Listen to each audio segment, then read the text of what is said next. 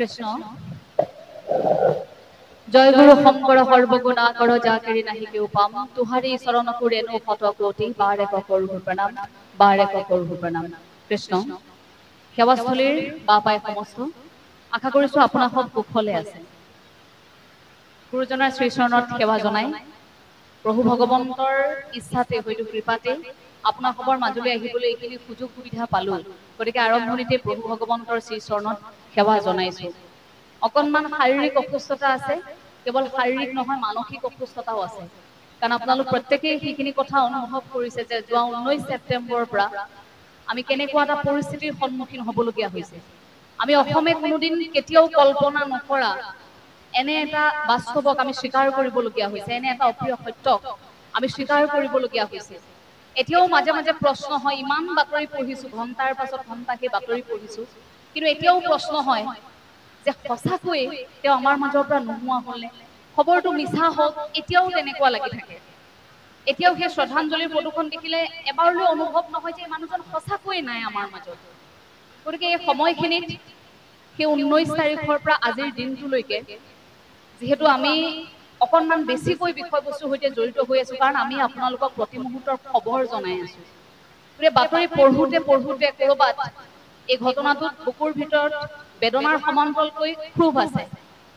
কাৰ বাবে হ'বলৈ পালে, কিয় হ'বলৈ পালে, এই কথাখিনিত হৃদয়ৰ ভিতৰত ক্ষোভ কঢ়িয়াই ফুৰিছো। গতিকে মানসিক অসুস্থতা এতিয়া বেছি। নতুনকৈ এটা বিষয়বস্তুৰ ওপৰত আন দিনাৰ দৰে আগতে আপোনালোকে আমাক যেনেকৈ কথা কোৱা দেখে, সেই উৎসাহটো যেন এতিয়া ক'ৰবাত নোহোৱা হ'ল। যে যেতিয়া অসমখন ৰুগীয়া হৈ থাকিব, যেতিয়া সম্পদ হেৰাই যাব সেইখন অসমত, আমি অসমীয়াৰ বাবে কি কথা ক'ম? গতিকে অকণমান সেই অসুস্থতা আছে, তাৰ বাবে মোৰ মাজত আপোনালোকে পূৰ্বৰ সেই উৎসাহ দেখা নাপায়। সেইখিনি কথাৰ বাবে মই আপোনালোকৰ ওচৰত আৰম্ভণিতে ক্ষমা বিচাৰিছো। মই আচলতে অনুষ্ঠান বাতিল কৰিবই বিচাৰিছিলো, কিন্তু আপোনালোকে যিহেতু এয়া গুৰু জয়ন্তী আয়োজন কৰিছে, এটা আধ্যাত্মিক অনুষ্ঠান, গতিকে ঈশ্বৰৰ সৈতে আমাৰ সম্পৰ্কটো শক্তিশালী কৰাৰ এতিয়া সময়। গতিকে এইখিনি সময়ত মই আপোনালোকৰ আশীৰ্বাদ ল'বলৈ আহিলো, আৰু মই ঈশ্বৰৰ আশীৰ্বাদ ল'বলৈ আহিলো। আপোনালোকৰ সৈতে একেলগে ঈশ্বৰক অনুৰোধ জনাবলৈ আহিলো যে প্ৰভু, তুমি যদি চাই আছা, তুমি বিচাৰ কৰিবা, ন্যায় বিচাৰ কৰিবা। গতিকে সেই কামনা কৰিহে মই আজি আপোনালোকৰ মাজলৈ আহিলো। আশা কৰিছো আপোনালোক কুশলে আছে। গুৰুজনাৰ 577 সংখ্যক এয়া জন্ম জয়ন্তী। চাওঁতে চাওঁতে এই 577 সংখ্যক ইমানটা বছৰ পাৰ হৈ গ'ল। গুৰুজনাৰ আদৰ্শ এক শৰণ হৰিনাম ধৰ্ম, গোটেই জাতিটো অসম ভূমিত জিলিকি থাকিব পৰাকৈ গুৰুজনে আমাক কি দি থৈ যোৱা নাই। গোটেই জাতিটো কেতিয়াও দুৰ্বল নোহোৱাকৈ থাকিব পৰাকৈ মনুষ্য জাতিয়ে কেতিয়াও কাৰো ওচৰত শিৰ নত কৰিব নলগা হোৱাকৈ সেই পৰিৱেশ পৰিস্থিতি কোনে ৰচনা কৰিলে এইখন অসমত? সেয়া আমাৰ গুৰুজনাই ৰচনা কৰি থৈ গ'ল। জাতি, ধৰ্ম, বৰ্ণ, ভাষা নিৰ্বিশেষে আমাৰ গুৰুজনাই আমাক এনেকুৱা এখন মঞ্চত আনি সাজু কৰালে, আমাক এনেকুৱা এখন মজিয়ালৈ টানি আনিলে, যিখন মজিয়াৰ পৰা আমি কেৱল ঈশ্বৰৰ ওচৰলৈ যোৱা বাটটো দেখা পাওঁ। অৰ্থাৎ ঈশ্বৰৰ সৈতে এটা সম্পৰ্ক মনুষ্যৰ যাতে কটকটীয়া হৈ থাকক। বহু দেৱতাৰ মাজত এক দেৱতাক বিচাৰি উলিওৱা, বহু সত্যৰ মাজত সেই সনাতন সত্যক বিচাৰি উলিওৱা, বহু সত্যৰ মাজত, বহু ধৰ্মৰ মাজত সেই সেৱাৰ ধৰ্মক মনুষ্যই যাতে বিচাৰি উলিয়াব পাৰে, সেই বাটটো আমাক গুৰুজনাই দেখুৱাই থৈ গ'ল। এই পৃথিৱীৰ বহু সত্য, তাৰে অন্যতম শ্ৰেষ্ঠ সত্য হৈছে পৰিৱৰ্তন। মোৰ কথাখিনি আজিৰ দ্বিতীয় অনুষ্ঠানৰ সৈতে মিল থাকিব, কাৰণ গুৰু জয়ন্তী বিষয়ক আজিৰ দিনটো দুটা অনুষ্ঠানত অংশ লৈছো। গতিকে বিষয়বস্তু যিহেতু একেই, গতিকে অকণমান সাদৃশ্য থাকিব কথাখিনি, তাৰ বাবে মই ক্ষমা বিচাৰিছো।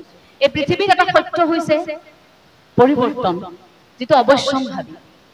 আপুনি মই ধৰি ৰাখিব নোৱাৰো সমাজখনক, আপুনি মই ৰাখি থব নোৱাৰো সময়ক, পৰিস্থিতিক, যে পৰিৱৰ্তন নহয়। সেই গছৰ বাকলি পিন্ধি আপুনি বাস কৰাৰ পৰা আজি ধুনীয়া এসাঁজ কাপোৰ পিন্ধালৈকে, পথাৰত ভূই ৰুই থাকোতে নাম গোৱাৰ পৰা নামঘৰত আহি শাৰী পাতি একেলগে ঈশ্বৰৰ নাম লোৱালৈকে, পূৰ্বৰ মানৱ জাতি আৰু এতিয়াৰ মানৱ জাতি এটা পৰিৱৰ্তন। ই সময় অনুযায়ী এই পৰিৱৰ্তন হৈ গৈ আছে। এই পৰিৱৰ্তন ইয়াৰ সমান্তৰালকৈ এখন সমাজ নিৰ্ভৰ কৰি গৈ আছে। অৰ্থাৎ পৃথিৱীৰ সেই সত্যটো সমাজে স্বীকাৰ কৰে। সমাজে স্বীকাৰ কৰে প্ৰতি মুহূৰ্তত সেই সত্যটোক স্বীকাৰ কৰি এখন এখন সমাজ আগবাঢ়ে আৰু সেইখন সমাজত ঈশ্বৰৰ জন্ম হয় মানুহ ঈশ্বৰ হয় মানুহ ঈশ্বৰ কেনেকৈ হয় আপোনাৰ মোৰ শৰীৰটো মাটিৰ দেহ মৃন্ময় আমি কওঁ যে পঞ্চভূতত বিলীন হৈ যায় আপোনাৰ মোৰ শৰীৰটো যেতিয়া আত্মাটো ওলাই যায় তেতিয়া আমাৰ এই শৰীৰটো পঞ্চভূতত বিলীন হয় কাৰণ মাটিৰ দেহা এইটো বিলীন হ'বই এই মৃন্ময় সত্তাটোত এটা চিন্ময় সত্তাৰ যোগ হয় অৰ্থাৎ যাক দেৱসত্তা বুলি কোৱা হয় সেই দেৱসত্তাটো কেনেকৈ আহে যেতিয়া মানুহৰ শাৰীৰিক গঠনৰ সমান্তৰালকৈ আমাৰ মানসিক স্তৰটো ঊৰ্ধ্বমুখী হয় সময় পৰিস্থিতি সাপেক্ষে আমাৰ যেতিয়া মানসিক স্তৰটো ঊৰ্ধ্বমুখী হৈ গৈ থাকে তেতিয়া লাহে লাহে সেই চিন্ময় সত্তাটো দেৱসত্তাৰ সংযোজন হয় সেয়া দেৱসত্তা যাক শাস্ত্ৰীয় জ্ঞান অনুসৰি জীৱন দৰ্শন বুলি আমি অনুভৱ কৰোঁ আৰু আমাৰ গুৰুজনাৰ সেই আদৰ্শগত কথাবোৰে দেৱসত্তাটো কেনেকৈ প্ৰাপ্তি কৰিব পাৰি সেই কথাখিনি বুজাইছিল কনফুচিয়াছে কৈছিলে পাৰফেক্ট ম্যান ইজ গড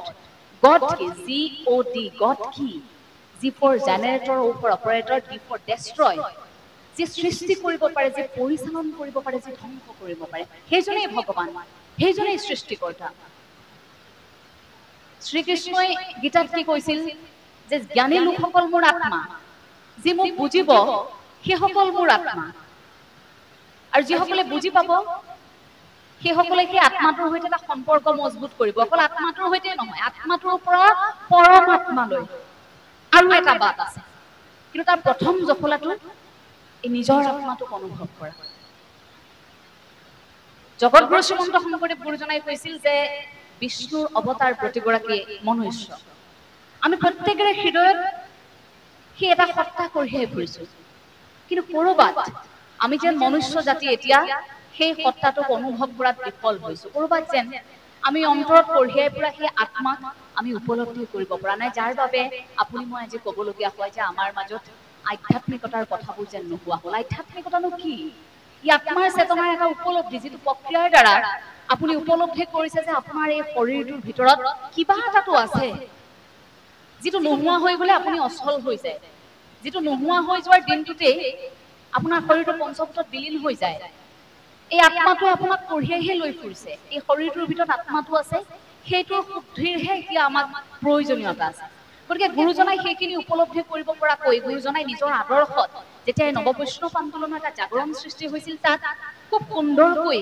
সেৱা ৰসৰ সংযোজন ঘটাইছিল আপুনি যদি চৈতন্যদেৱৰ কথা চায় আপুনি যদি গুৰু নানকৰ কথা চায় শংকৰাচাৰ্যৰ কথা চায় বা আন আন ধৰ্মগুৰুসকলৰ যদি কথা আপুনি চায় সেইসকলৰ ভক্তিৰস গুৰুজনাৰ ভক্তিৰস আৰু সেৱাৰস আপুনি পৃথকতা দেখিব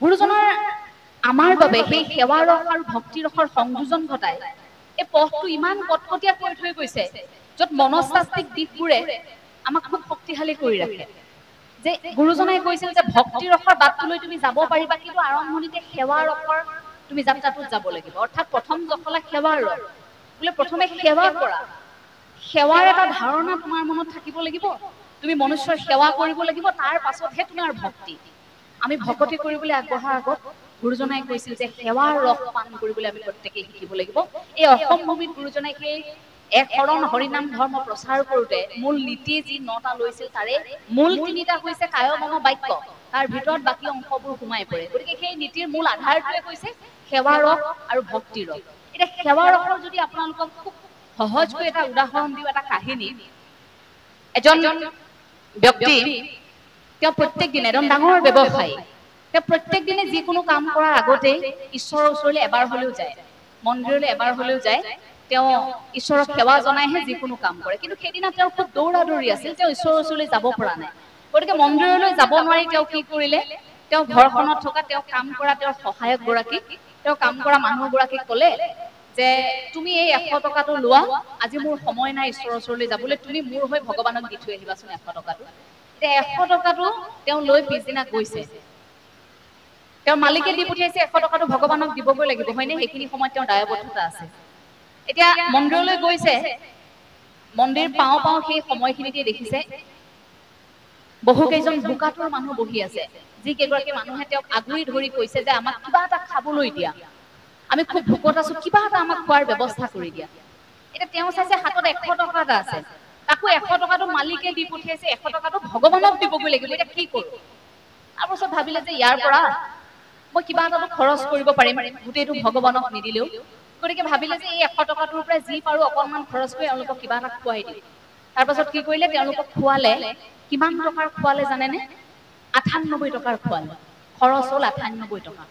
এতিয়া 98 টকাৰ সেইসকল ভোকাতুৰক খুৱাই তাৰপাছত সেই 2 টকাটো লৈ ঈশ্বৰৰ ওচৰত পাইছেগৈ। ঈশ্বৰক গৈ কৈছে যে প্ৰভু তুমি দুখ দাই নধৰিবা, মালিকে মোক 100 টকা দিছিল তোমাক দিবলৈ, কিন্তু বাটত যিহেতু মই সেইসকল ভোকাতুৰক পালো, তেওঁলোকক 98 টকা খোৱালো, তুমি জানাই 2 টকা এটা মই যেনে তেনে তোমাৰ কাষলৈ আনিছো, তুমি আশীৰ্বাদ কৰিবা মোৰ মালিকক, তেওঁ তোমাক খুব ভাল পায়।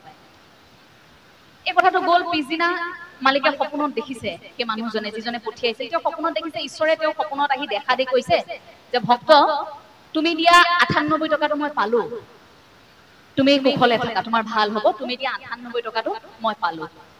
এতিয়া মানুহজনে কি ভাবিছে, মোৰ কাম কৰা মানুহজন বৰ ভাল মানুহ দেই, তেওঁ মই কোৱা মতে টকাটো তাত দিলেগৈ ঈশ্বৰৰ ওচৰত।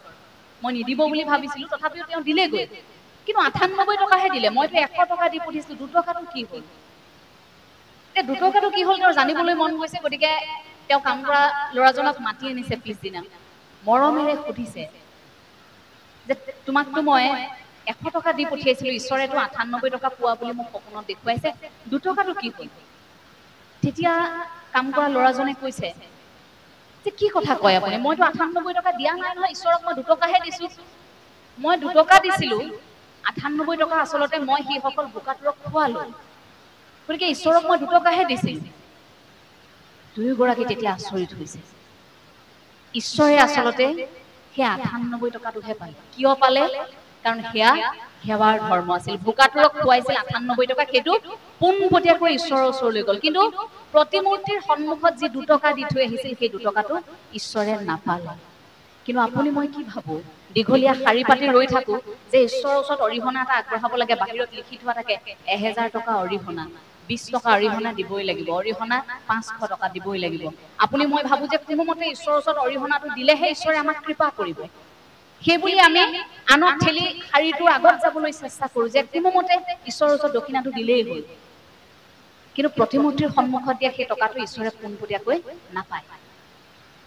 ঈশ্বৰে সেই মনুষ্য সেৱাৰ পৰা সেয়া পায়। গতিকে সেয়া সেৱাৰ ধৰ্ম, আমি যদি সহজকৈ বুজিবলৈ চেষ্টা কৰো। গতিকে সেই সেৱাৰ ধৰ্মৰ পৰাহে ভক্তি ৰসৰ আৰম্ভ হয়।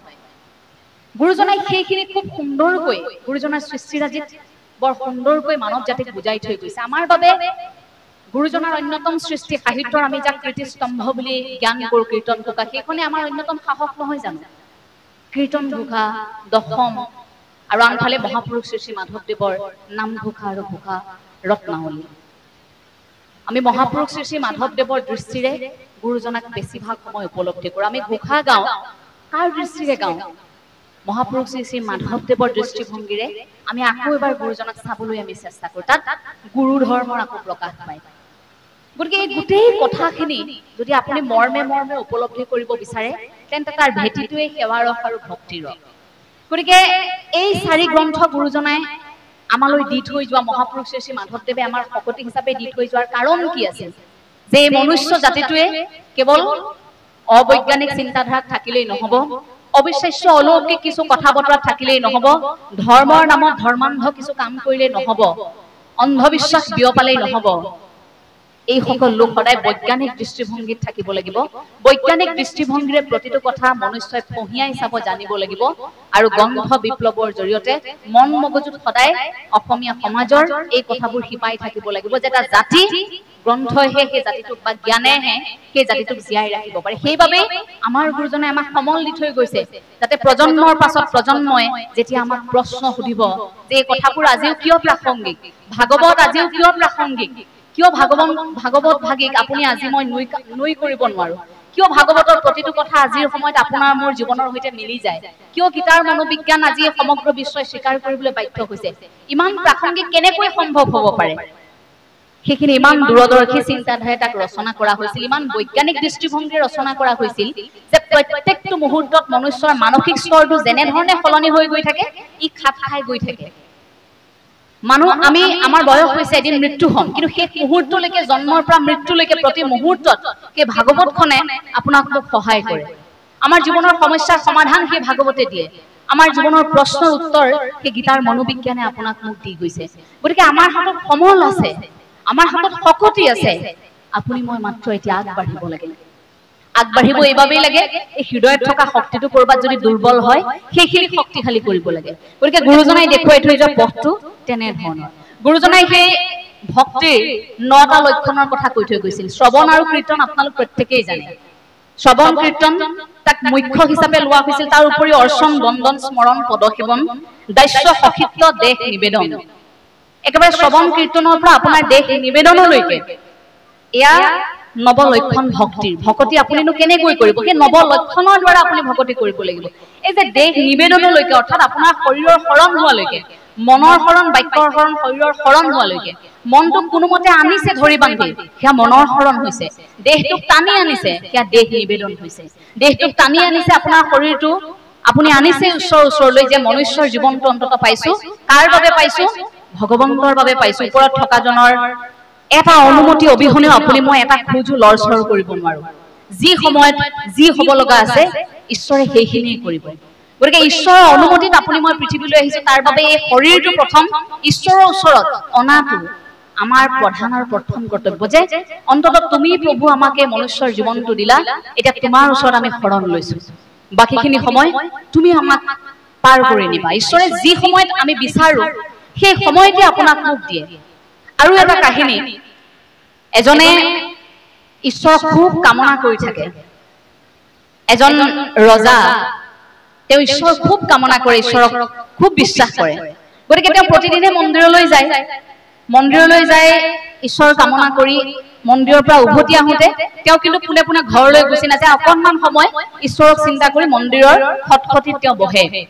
মন্দিৰৰ খটখটিত তেওঁ যেতিয়া বহে, তেওঁৰ সোঁফালে থকা এগৰাকী ভিক্ষাৰী আৰু বাওঁফালে থকা এগৰাকী ভিক্ষাৰী, তাৰ সোঁফালে থকা ভিক্ষাৰীগৰাকীক তেওঁ মন কৰিলে এটা পৃথকতা দেখে, আৰু বাওঁফালে থকা গৰাকীক লক্ষ্য কৰিলে এটা পৃথকতা দেখে।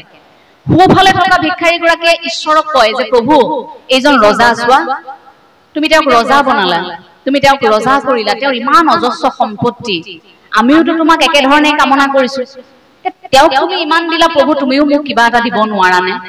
মোৰ দুখ তুমি শেষ কৰিব নোৱাৰানে? এইবুলি সেই সোঁফালে থকা গৰাকীয়ে ঈশ্বৰক কামনা কৰে। বাওঁফালে থকা ভিক্ষাৰীগৰাকী আকৌ কয়, ৰজালৈ চাই যে বোলে মহাৰাজ আপোনাৰ ইমান আছে, ঈশ্বৰে আপোনাক ইমান দিলে, আপোনাৰতো উভৈ নদী, গতিকে আপুনি তাৰে অলপ মোক দিব নোৱাৰেনে? ৰজাই ভাবে সোঁফালে থকা গৰাকীয়ে ভগৱানৰ পৰা বিচাৰে, বাওঁফালে থকা গৰাকীয়ে মোৰ পৰা বিচাৰি থাকে। দুয়োজনেই কয়, এজনে কয় যে কি ঈশ্বৰ তুমি তেওঁক দিছা, মোকো দিয়া। আনজনে কি কয় যে তেখেতক কয়, ৰজাক কয় যে আপোনাক ঈশ্বৰে দিছে, গতিকে আপুনি তাৰ পৰা মোক অকণমান দিয়ক। এদিন পাৰ হৈছে, দুদিন পাৰ হৈছে, মাহৰ পাছত মাহ পাৰ হৈছে, কথা একেখিনিয়ে চলি আছে। ৰজা আচৰিত হৈছে যে এইটো কিয় হয়। ৰজাই ইয়াৰ কিবা এটা ব্যৱস্থা ল'ব লাগিব বুলি সিদিনা মন্ত্ৰীৰ সৈতে কথাখিনি আলোচনা কৰিছে। মন্ত্ৰীক কৈছে যে মই সোঁফালে যেতিয়া ভিক্ষাৰী গৰাকীলৈ চাওঁ তেওঁ এইখিনি কথা কয়, বাওঁফালৰ গৰাকীয়ে এইখিনি কথা কয়, মই কি কৰো? মন্ত্ৰীয়ে কৈছে যে বোলে যিগৰাকীয়ে ভগৱানৰ পৰা বিচাৰিছে তেওঁক ভগৱানে দিব, কিন্তু যিগৰাকী বাওঁফালে বহি থাকে তেওঁতো আপোনাৰ পৰা বিচাৰি আছে, গতিকে তেওঁক আপুনিয়ে দি দিয়ক। ইগৰাকীক ভগৱানৰ পৰা বিচাৰি আছে, তেওঁক ভগৱানে দিব দিয়ক, আপুনি চিন্তা কৰিব নালাগে। ৰজাই বোলে ঠিক আছে হ'ব, যিজনে মোক মোৰ পৰা বিচাৰি আছে মই তেওঁক দিম। পিছদিনা কি কৰিলে, তেওঁ যিহেতু ভোকাটোৰ অৱস্থাত থাকে ভিক্ষাৰী গৰাকী, গতিকে সেইদিনা খুব সুস্বাদু পায়স ৰান্ধিছে। পায়স ৰান্ধি ডাঙৰ পাত্ৰ এটাত লৈ গৈছে তেওঁৰ বাবে, লৈ গৈ বাওঁফালে বহি থকা ভিক্ষাৰী গৰাকীক দিছে। বোলে তুমিতো মোক সদায় বিচাৰি থাকা, ভগৱানে তোমাক ইমান দিছে ইমান দিছে, অকণমান তাৰ পৰা মোক দিব নোৱাৰা নে? গতিকে আজি তোমাৰ অকণমান ভোক নোহোৱা কৰিবৰ বাবে মই এইখিনি লৈ আহিছো, তুমি খাবা দেই, এইবুলি দি গুচি গ'ল। তাৰ পাছত যেতিয়া সেইখিনি দেখিছে, সন্মুখত পায়সখিনি দেখাৰ লগে লগে তেওঁতো মনটো আনন্দত উঠলি উঠিছে। উঠলি উঠাৰ লগে লগে সন্মুখত থকা গৰাকীক কৈছে, তইতো সদায় ভগৱানক বিচাৰি আছিলি, ক'তা? তোকতো ভগৱানে আহি নিদিলেহি, মই সদায় ৰজাক বিচাৰি থাকো, চা আজি ৰজাই মোক নিজে আহি ইয়াত দি থৈ গ'ল। গতিকে ভগৱানক বিচাৰি থাকি লাভ নাই, ৰজাক বিচাৰিলো, মই যাক বিচাৰিব লাগে তাক বিচাৰিলো, তেওঁৰ পৰা মই পাই গলো। সেই বুলি কৈ তেওঁ খাবলৈ আৰম্ভ কৰিছে, খাই আছে। খাই খাই এটা সময়ত আবুক হৈ গ'ল, খাব নোৱাৰিলে, কাৰণ সৰহকৈ দিছিল। গতিকে খাব নোৱাৰি ভাবিলে যে এইখিনি পেলাই দিয়াতকৈ এই ইয়াক দি দিয়াই ভাল হ'ব। যদিও সন্মুখত প্ৰথমে তাচিল্য কৰিছিল, তাৰ পাছত ভাবিলে এইখিনি যিহেতু মই গোটেইখিনি খাব নোৱাৰো, নষ্ট কৰাতকৈ মই তাইক দি দিওঁ। সেই বুলি কৈ আনগৰাকীক তেওঁ পাত্ৰটো আগবঢ়াই দিলে। তেওঁ খুব আনন্দ মনে খাবলৈ ললে, সেই বুলি কৈ তেওঁ তাৰ পৰা গুচি গ'ল। আনন্দ মনে খাইছে, খাওঁতে খুব আচৰিত হৈছে, তাত তেওঁ কিবা এটা পালে। সেই পায়সখিনিত তেওঁ কিবা এটা পালে। সেই ঠাইৰ পৰা তেওঁ আঁতৰি গ'ল। পিছদিনা ৰজা আকৌ আহিছে মন্দিৰলৈ সদায় অহাৰ দৰে। আহি পিনে দেখিছে যে তেওঁ সদায় যিগৰাকী বস্তু বিচাৰি থাকে, বাওঁফালে বহি থকা গৰাকী, যাৰ বাবে তেওঁ পায়স পঠাইছিল, তেওঁ এতিয়াও তাত বহি আছে। তেওঁ বোলে কিয়, কালি যে আপোনালৈ পায়স দি পঠিয়াইছিলো আপুনি নাখালে নেকি? বোলে খালো। খোৱা যদি হলে তুমি মই দিয়া বস্তুটো নাপালা নেকি? তেওঁ বোলে পালো। কিয়, আপুনি পায়স ৰান্ধি পঠিয়াইছিল, ইমান সুস্বাদু হৈছে, মই পালো, মই খালো, কিন্তু মই গোটেইখিনি খাব নোৱাৰিলো। গতিকে মোৰ এই যে সন্মুখত থাকে, ঈশ্বৰক যে বিচাৰি থাকে, গতিকে তেওঁকে মই দি দিলো। ক'তনো ঈশ্বৰ আহি নিজে দিবহি, গতিকে মই মোৰ ভাগৰ যিখিনি থাকিল মই তেওঁক দি দিলো। ৰজাই কৈছে তেওঁক, তুমি গম পোৱা নে তুমি কি কৰিলা? আচলতে মই তোমাক দিছিলো, তেওঁক কিন্তু ঈশ্বৰে দিলে। কাৰণ সেই পায়সখিনিৰ লগত মই কেইটামান সোণৰ মুদ্ৰা দি পঠিয়াইছিলো, 10টা সোণৰ মুদ্ৰা দি পঠিয়াইছিলো। সেইখিনি মই তোমাৰ বাবে দি পঠিয়াইছিলো। কিন্তু ঈশ্বৰৰ লীলা চাওক, যি প্ৰাৰ্থনা কৰিছিল ঈশ্বৰৰ পৰা, তেওঁ সেইখিনি কিন্তু পাই গ'ল, সময়তে পাই গ'ল। কিন্তু সেই ব্যক্তিগৰাকীয়ে ঘুণাক্ষৰেও গম নাপালে তাত যে সোণৰ মুদ্ৰা কেইটা আছিল। গতিকে সেইখিনি মুহূৰ্তত দুয়োগৰাকীয়ে অনুভৱ কৰিছে যে ঈশ্বৰে যাক যেনেকৈ যি সময়ত যি দিব লাগে সেইখিনি নিৰ্দিষ্ট সময়তে দিব। আপুনি মই খৰ ধৰ কৰি বা দৌৰা দৌৰি কৰি লাভ নাই, যে নিৰ্দিষ্ট সময়ত আপোনাৰ মোৰ বাবে কিবা এটা নহয় কিবা এটা ঈশ্বৰে ভাবি ৰাখিছে। আমি যদি আগতীয়াকৈ বিচাৰিছো, যদি পোৱা নাই, তেন্তে আমি ঈশ্বৰৰ ওপৰত আক্ৰোশ কৰিছো। কিন্তু ধৈৰ্য ধৰিবৰ বাবে ঈশ্বৰে আমাক সেইখিনিও শিকাই থৈ গৈছে। কাৰণ ঈশ্বৰতকৈ জটিল জীৱন বা ভগৱান শ্ৰীকৃষ্ণতকৈ জটিল জীৱন আপোনাৰ মোৰ নহয়। কৰ্ণই সুধিছিল যে মোৰ কিয় ইমান দুৰ্ভাগ্য প্ৰভু, যে মোক জন্মৰ পাছত মোৰ মাতৃৰ মই মৰমখিনি নাপালো, তাৰ পাছত মোক গুৰুৱে শিক্ষা নিদিয়ে, মোক ৰাজসভাত অপদস্থ কৰা হয়, মোক অভিশাপ দিয়া হয়, মই সময়ত পাহৰিম, মই পাব লগা প্ৰাপ্যটোৰ পৰা সদায় বঞ্চিত হৈ থাকিবলগীয়া হয়, খোজে প্ৰতি মই এই দুৰ্ভাগ্যৰ কিয় সন্মুখীন হ'বলগীয়া হয়? তুমি এনেকুৱা এটা জীৱন মোক কিয় দিলা? ইমান এটা জটিল জীৱন, খোজে প্ৰতি মোৰ প্ৰত্যাহ্বান। এতিয়া ভগৱান শ্ৰীকৃষ্ণই হাঁহি মাৰি কৰ্ণক কৈছে যে কৰ্ণ, মোৰ জীৱনটোতকৈও তোমাৰ জীৱনটো জটিল নে? মইতো জন্ম হৈছিলোহে মাত্ৰ। মই জন্ম হওঁতেই, মই কাৰাগাৰৰ ভিতৰত থাকোঁতে, মই জন্ম হওঁতে মোৰ মাতৃৰ গৰ্ভৰ পৰা মই ভূমিষ্ঠ হৈছোহে মাত্ৰ। তাৰ পাছতে মোক শিলত আচাৰি মাৰিবৰ বাবে মোৰ বংশধৰ ৰৈ আছিল। মোৰ দাঁত বজাই নাই, মই এতিয়া কেতিয়াও মাতৃদুগ্ধ পান কৰি আছো। সেইখিনি সময়তো মোক বধ কৰিবৰ বাবে পৰিকল্পনা ৰচনা কৰা হৈছিল। সেইখিনি সময়তো মোক মাৰিবৰ বাবে প্ৰতি খোজে প্ৰতি পৰিকল্পনা ৰচনা কৰা হৈছিল। প্ৰত্যেকজন সাজু হৈ আছিল মোক হত্যা কৰিবৰ বাবে। তাৰ পাছত মই মোৰ মাতৃক এৰি এটা সময়ত গুচি আহিবলগীয়া হৈছিল দায়িত্ব পালন কৰিবৰ বাবে। কাৰণ কুৰুক্ষেত্ৰ যুদ্ধ যেতিয়া হৈছিল, তেওঁ আকৌ নিজ মাতৃ, তেওঁ পালিত মাতৃ যশোদাৰ কাষলৈ যাব পৰা নাছিল। যিখন হাতত বাঁহী লৈ অজস্ৰ গোপিনী সেই সুৰত মুগ্ধ হৈ পৰে, সেইখন হাতত সুদৰ্শন চক্ৰ আহিছিল। সেই দায়িত্ব পালন কৰিবৰ বাবে খোজে প্ৰতি ভগৱান শ্ৰীকৃষ্ণই যিখিনি প্ৰত্যাহ্বানৰ সন্মুখীন হৈছিল, তেনেকুৱা প্ৰত্যাহ্বান আমি মনুষ্য হৈছো নেকি? আমাকতো আমাৰ বংশধৰসকলে মাৰিবৰ বাবে, জন্মৰ পিছত মাৰিবৰ বাবে সাজু হৈ থকা নাই? আমাকতো শিশু অৱস্থাত মাৰিবৰ বাবে আমাৰ অমহি বমহি সাজু হৈ থকা নাই? আমাকতো প্ৰতি মুহূৰ্তত কোনোৱে আক্ৰমণ কৰিবৰ বাবে সাজু হৈ থকা নাই? আমি মাথো ভয়হে কৰিছো। কিন্তু আমাক পোনপটীয়াকৈ এনেকৈ মাৰিবৰ বাবে, হত্যা কৰিবৰ বাবে কোনোবা আছে নেকি সাজু হৈ? কিন্তু ভগৱান শ্ৰীকৃষ্ণ আছিল। গতিকে ঈশ্বৰতকৈ আপোনাৰ মোৰ জীৱনটো জটিল নহয়। সেইজন ঈশ্বৰে যদি আপোনাক মোক নিৰীক্ষণ কৰি আছে, তেন্তে আপোনাক মোক কেতিয়াও বিপদত পৰিবলৈ নিদিয়ে। গতিকে এই জীৱনটো, মনুষ্যৰ জীৱনটো আমি লাভ কৰিছো, এখন তালিকালৈ প্ৰত্যেকে এই জীৱনটো আগবঢ়াই নিব লাগিব। গতিকে সেই শক্তিটো ঈশ্বৰে কিন্তু আপোনাক মোক দিব। গুৰুজনাই এই ঈশ্বৰ ভগৱতী কথাবোৰ, এক শৰণ হৰিনাম ধৰ্ম, য'ত এক দেও এক সেও এক বিনে নাইকেও, এক ঈশ্বৰবাদৰ ধাৰণাটো আমাৰ মনত সোমোৱাই থৈ গৈছিল, যাতে বহু দেৱতাৰ মাজত এক দেৱতাক আমি বিচাৰি উলিয়াব পাৰো, বহু সত্যৰ মাজত সেই সনাতন সত্যটো, যিটো ঈশ্বৰৰ সত্য, যে এজন ঈশ্বৰ অন্তত আছে তোমাক ৰক্ষা কৰিবলৈ, সেই সত্যটো উপলব্ধি কৰিব বুলি আমাক শিকাইছে। এই নৱবৈষ্ণৱ আন্দোলনটো গঢ়ি তোলাৰ ইয়াৰ মূল দুটাকৈ উদ্দেশ্য আছে ভাগৱত ভক্তিৰ জৰিয়তে আধ্যাত্মিকতাৰ জৰিয়তে মানুহৰ মাজত যিবোৰ অপায় অমংগল যিবোৰ নেতিবাচক খবৰ আছিল সেইবোৰ আঁতৰি এটা নৈতিকতাৰ পৰিৱেশ সৃষ্টি হৈ মানুহ যাতে শৃংখলাবদ্ধভাৱে এই সমাজত জীয়াই থাকিব পাৰে তেনে এটা পৰিৱেশৰ সৃষ্টি হওক সেইটো আছিল গুৰুজনাৰ প্ৰথম আৰু প্ৰধান লক্ষ্য উদ্দেশ্য গুৰুজনাই এখন সমাজৰ কল্পনা কৰিছিল এখন সপোনৰ অসমৰ কল্পনা কৰিছিল এনেকুৱা এখন সমাজ য'ত জাতিৰ ভেদাভেদ নাথাকিব বৰ্ণৰ ভেদাভেদ নাথাকিব সকলো একেলগে আহিব লাগিব সকলো একেলগে আহি সেই সমাজখন সুন্দৰকৈ গঠন কৰিব পাৰিব আৰু তাৰ পাছত সেই গুৰুজনাই সেই নৱবৈষ্ণৱ আন্দোলনটো আৰম্ভ কৰিছিল এখন হৰিনাম ধৰ্মটো আৰম্ভ কৰিছিল ধৰ্ম প্ৰচাৰ কৰিবৰ বাবে নামঘৰ নহয় সমাজ সংস্কাৰ কৰিবৰ বাবে নামঘৰ তাৰ পাছত সেই নামঘৰত সকলো অহাৰ পাছত তেওঁলোককতো এতিয়া মই কিবা এটা দি থৈ যাব লাগিব সেইবাবে সেই ভক্তি আন্দোলন আৰম্ভ কৰিছিল আৰু এটা মহান উদ্দেশ্য যেটো আমি অসমীয়া হয়তো যুগ যুগান্তৰলৈ আমি হৃদয়ত সেই কথাষাৰ কঢ়িয়াই আমি গৌৰৱ অনুভৱ কৰিব পাৰিম সেইটো হৈছে যে যেতিয়া গুৰুজনাই নৱবৈষ্ণৱ আন্দোলনৰ আৰম্ভ কৰিছিল তাৰ সমান্তৰালকৈ যেতিয়া পৌৰাণিক ইতিহাস বা পুৰাণৰ ব্যাখ্যাবোৰ যেতিয়া হৈছিল ধৰ্মগ্ৰন্থৰ ব্যাখ্যা হৈছিল তেতিয়া ব্যৱহাৰ কৰা হৈছিল আমাৰ প্ৰান্তীয় ভাষাসমূহৰ গতিকে অঞ্চলভেদে ব্যৱহাৰ হৈ থকা ভাষাসমূহক গুৰুত্ব দিয়াৰ বাবে সেই ভাষাসমূহে এটা অনন্য মাত্ৰা লাভ কৰিবলৈ সক্ষম হৈছিল গতিকে সেইখিনিৰ দ্বাৰা আমাৰ লোক সংস্কৃতিত এটা প্ৰভাৱ পৰিছিল আমাৰ লোক সংস্কৃতিৰ ভঁৰালটো চহকী কৰিছিল গুৰুজনাই সেই সাহিত্য সংস্কৃতিৰ ভঁৰাল সমান্তৰালকৈ চহকী কৰি মানুহৰ মানসিক স্তৰটো চহকী কৰি থৈ গৈছিল তাৰ বাবে আমি গুৰুজনাক আমি একান্ত মনে আমি সেই কথাষাৰ সকলোৱে হয়তো একেমুখে ক'ব পাৰি যে গুৰুজনা ঈশ্বৰৰ অংশই হ'ব লাগিব কাৰণ ঈশ্বৰৰ অংশ নহলে এনে কাম কোনো সাধাৰণ মনুষ্যৰ বাবে সম্ভৱ নহয় সেইবাবে তেওঁ মহাপুৰুষ সেইবাবে যুগনায়ক আৰু সেইবাবে তেওঁ ঈশ্বৰ আপুনি মই সেইবাবে সেই গুৰুজনাক আজিও সেই ঈশ্বৰ আসন দি আহিছো কাৰণ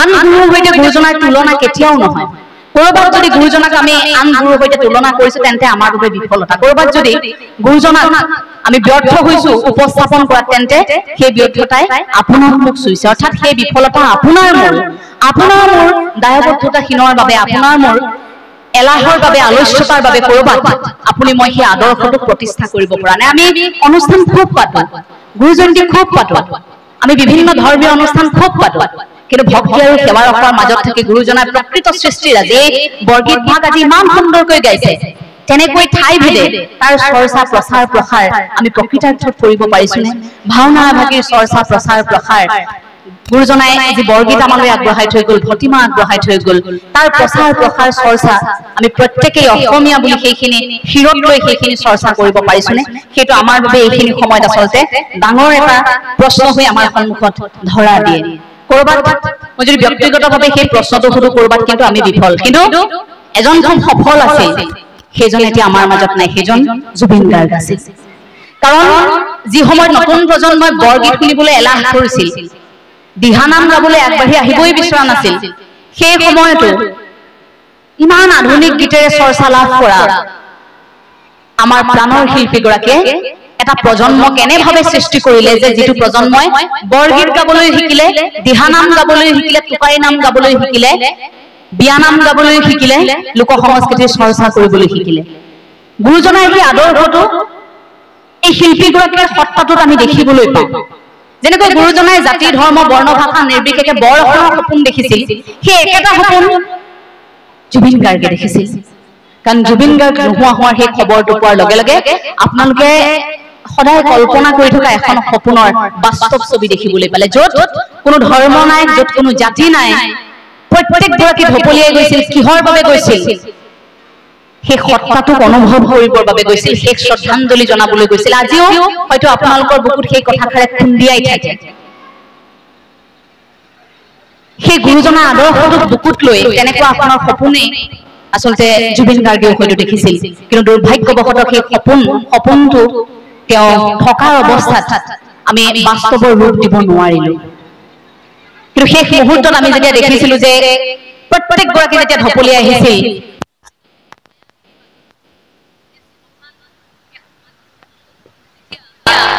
স্থানলৈ উত্তৰণ ঘটিছিল এগৰাকী মনুষ্য যেতিয়া ঈশ্বৰ ঠাইলৈ উত্তৰণ হৈছিল তেতিয়া আমি অনুভৱ কৰিছো যে আমাৰ মাজত সঁচাকৈ ঈশ্বৰ আছিল ঈশ্বৰ আচলতে সেয়াই মনুষ্যৰ মাজত সেই ঈশ্বৰেই থাকে এই যে পাৰফেক্ট ম্যান ইজ গড পূৰ্ণ মানৱ আছিল যাৰ বাবে তেওঁ ইমান কম বয়সত এইখিনি আমাক দি থৈ যাব পাৰিছিল সেই পূৰ্ণ মানৱৰ সত্তাটো আমি ঈশ্বৰ বুলি এতিয়া গণ্য কৰিছো আপুনি সংগীতৰ ভগৱান আমি অলৌকিকতাটোক স্বীকাৰ কৰিব লাগিব এই সাধাৰণ মনুষ্যৰ বাবে সম্ভৱ নহয় গতিকে সেইখিনি কথা আমি সেই শিল্পী সত্তাটোৰ পৰা অনুভৱ কৰিব পাৰো সেই শিল্পী সত্তাটোৱে গুৰুজনাক বহু আগতে অনুভৱ কৰিছিল আমাৰ নতুন প্ৰজন্ময়ো সেইখিনি অনুভৱ কৰে প্ৰতি মুহূৰ্তত আমাৰ নতুন প্ৰজন্মই গুৰুজনাৰ সেই আদৰ্শটোক আজিৰ সময়ত জীয়াই তুলিবলৈ যি আপ্ৰাণ চেষ্টা কৰিছে তাৰ বাবে আমি শলাগ ল'ব লাগিব আমি তেওঁলোকৰ কৃতজ্ঞতা জনাব লাগিব আৰু গুৰুজনাই কোৱাৰ দৰে আমি বাক স্বাধীনতাক আমি সন্মান জনাব লাগিব আমি বাক স্বাধীনতা আৰু ধৰ্ম নিৰপেক্ষতা গুৰুজনাৰ আটাইতকৈ ভাল লগা